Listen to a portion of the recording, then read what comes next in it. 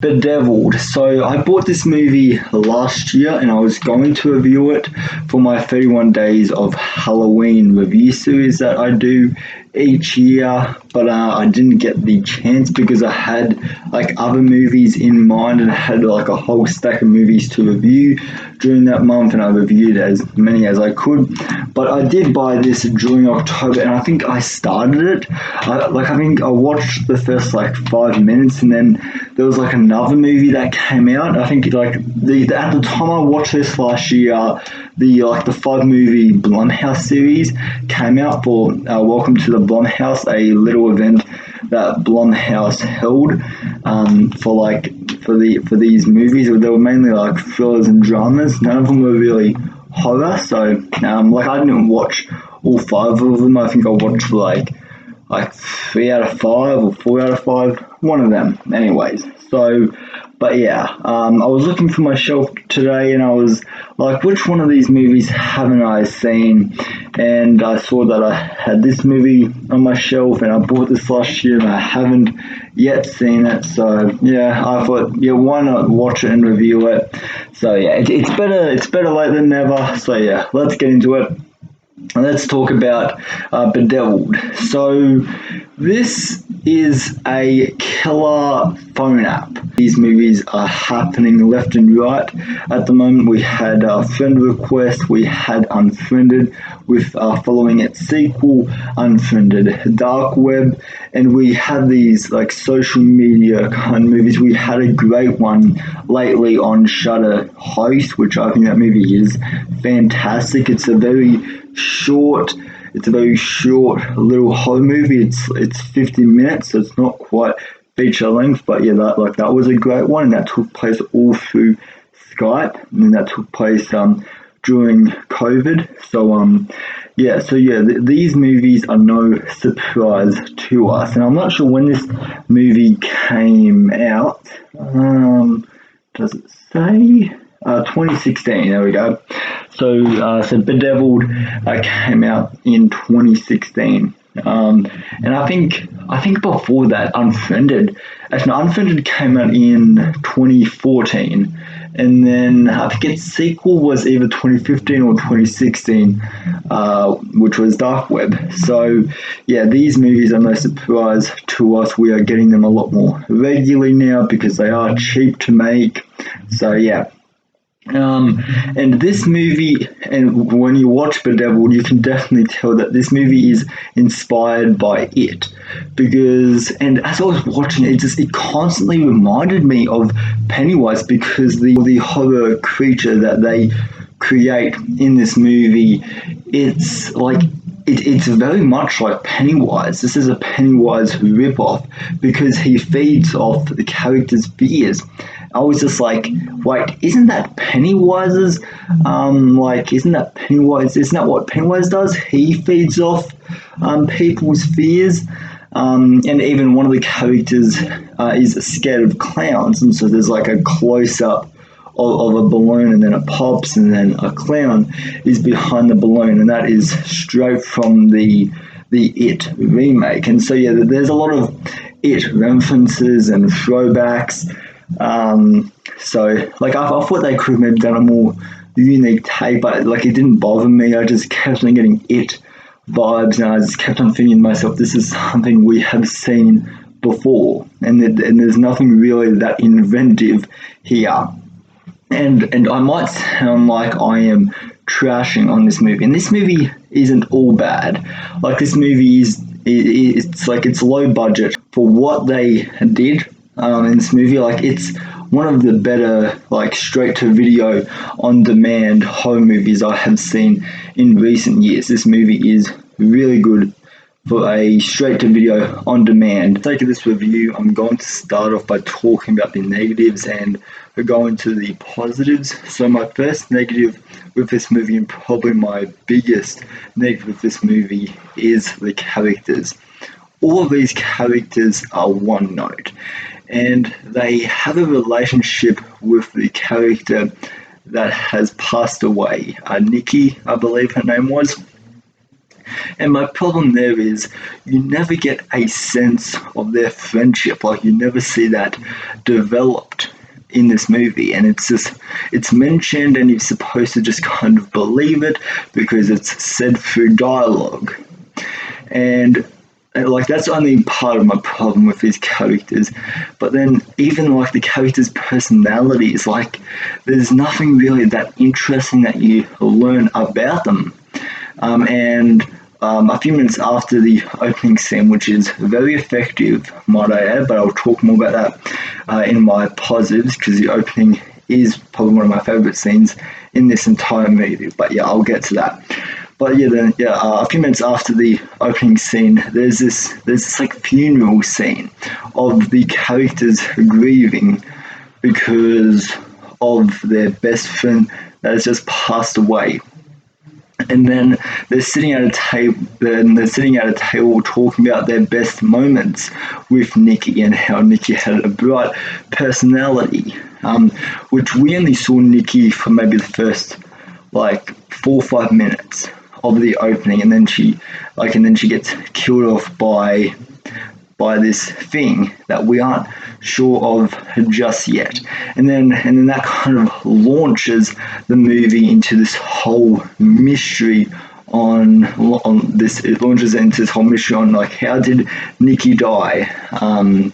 Because a lot of people say that she was happy, and all of her friends like didn't realize anything was wrong with her. Like, maybe she was depressed, maybe she was under stress. Like, nobody knows what was wrong, and it just kind of happened, her death. And all of her friends are shocked by this, because they aren't sure why Nikki died. So there's this whole mission on them finding out, like, who killed Nikki, or should I say, what killed Nikki.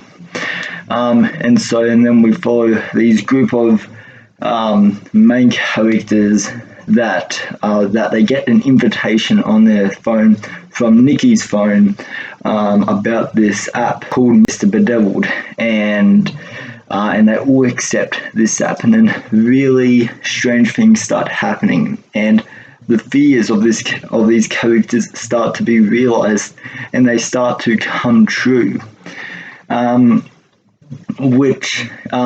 That's basically the story of it, minus the whole technology part. And just speaking on technology for a minute, this movie does play an important part of that. And I think the opening 10 minutes of this movie, I think they are really great, because it does have a message about us as a society, how we rely on technology too much, and how we rely on the internet to tell us like everything, and how like social media has, like, it in one way it has made us connected, but in another way it has driven us apart. And to see phones have become like a big thing in our society. We carry one in everyday life. We carry one in our pockets every day, and that's how we communicate with our friends. And so there's a good message about the usage of phones in our society, which I thought that was good, because technology is upgrading every day. Not much characterization given to these characters, because when they start getting killed off, you don't feel any sympathy, you don't feel any connection or relationship with these characters. Like, they just kind of die, and then when you see the group again, like, you just try to think, like, wait, who just died? Because that's the other negative I have. All of the deaths are off screen, and this is a MA 15 plus movie. What? Okay. My problem here is PG-13 makes sense why the kills are off screen, but MA, that is a totally another story. MA, you should be stretching that rating, you should be making it brutal, you should be making it gory. And this movie, every single kill, there is not a single drop of blood in this movie, because all of the kills, as soon as the character dies, it cuts to a black screen. Every single death in this movie. And even when you see the aftermath of the kills, like, you don't actually see it. Like, you see the character's reaction, which, yeah, sure, that sometimes works, but in the case of this, the imagination element of this movie is not there, because you've seen this concept, this story done a billion times. Unfriended, friend request, it especially, because there is a lot of inspiration taken from that, as I said. But yeah, it's like the other thing. It's what I was really disappointed with an MA movie. When you have a rating like MA, you should be showing the kills. Yes, I understand this movie was made on a small budget, and like, you might not have the budget to pull off like some great elaborate kill. Like, I understand that, but it's just the way they do it in this. It's executed horribly.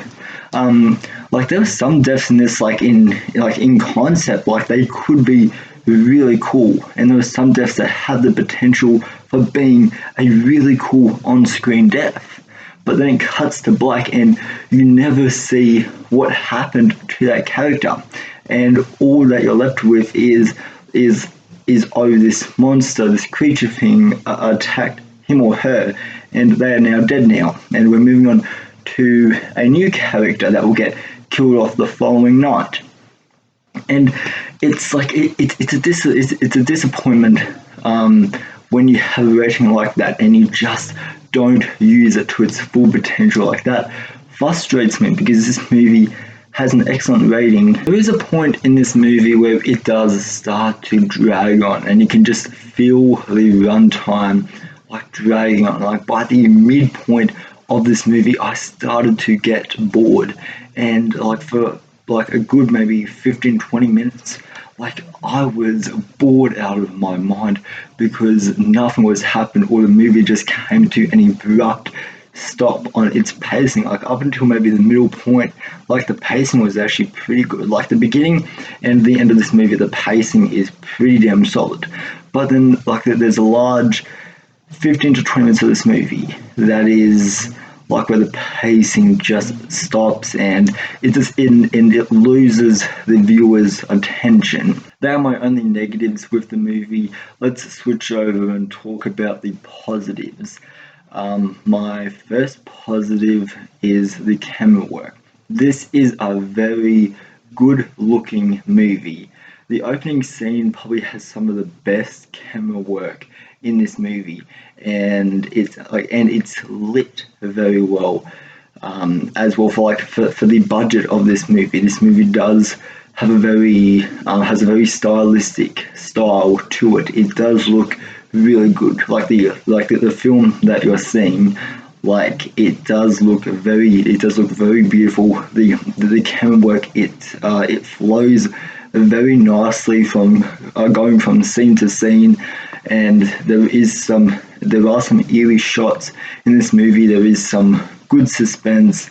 Like, one of the first, I guess, chilling moments in this movie was when one of our characters is like, she has like a camera on, and she's moving it from side to side, and then the phone tells her nope, the other way, and so she pans it to the left, and then you see the creature like outside the window, and I thought that was a chilling shot.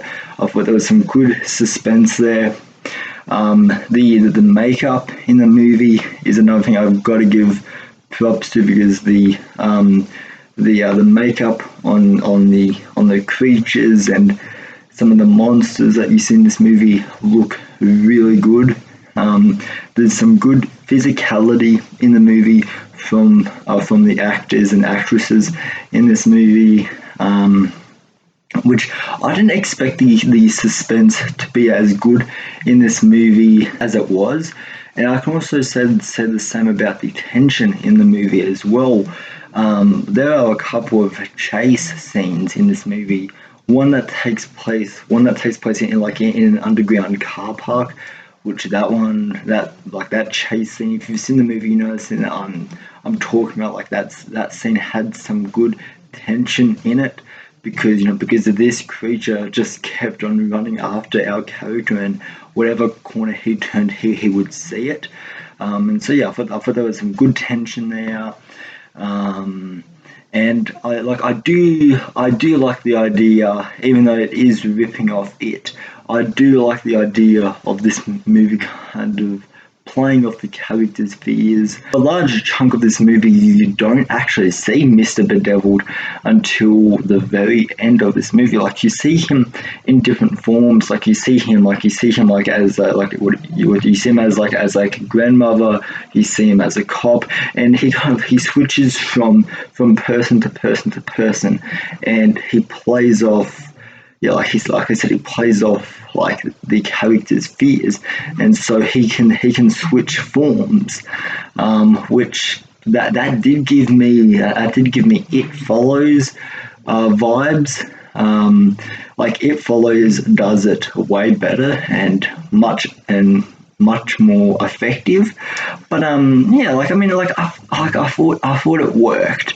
Like, as much as these ideas aren't original, like these or inventive, like they are cool the way they use them in this movie. But like, I just noticed myself that I've seen them done better in movies like It Follows and It. So yeah, but like I said, it's not really like a negative. It's very uninspired, and it's just kind of playing off what those movies did better. Talking about Mr. Bedeviled, in this movie, he, like, you don't actually see him in his full form until the very end of the movie. You see him in one shot, which, yeah, like, I thought there was some good suspense building to that, and I thought the way that the reveal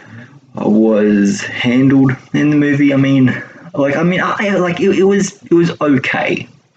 It's nothing I'm going to remember after watching the movie. But yeah, there was some good suspense, and the payoff was fine to it, even that is for only for one shot. It's I do like how they do build him up, and like, that's where most horror movies do lose me. Is I like horror movies with imagination, and that kind of make you think, and you don't actually see like whatever this thing is until the end. Like, Mr. Bedevil, like, he's hinted at and briefly seen throughout the movie, but that's mainly, like, you mainly see him either like in the darkness or the shadows, or you see a hand. And so, like, he is hinted at, but then you don't actually see him in his full form until the end. So yeah, like I said, there's some really good suspense there. The acting by everyone, I thought, was pretty good in this movie. Like, no one gives a bad performance, and there is some good chemistry. Like, when they are all sitting around the table and talking and communicating with each other.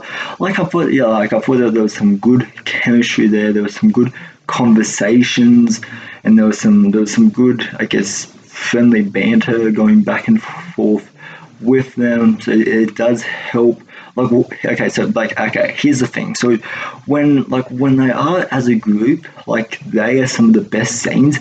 But then when you're seeing the characters by themselves, that's when the movie, I guess, starts. That's when the movie starts lacking in character. Like, the characters are already boring, but when they're as a group, like, there's a certain energy there, and like, there is chemistry. Like, everybody does know each other, and they all have a relationship to Nikki, who just passed away.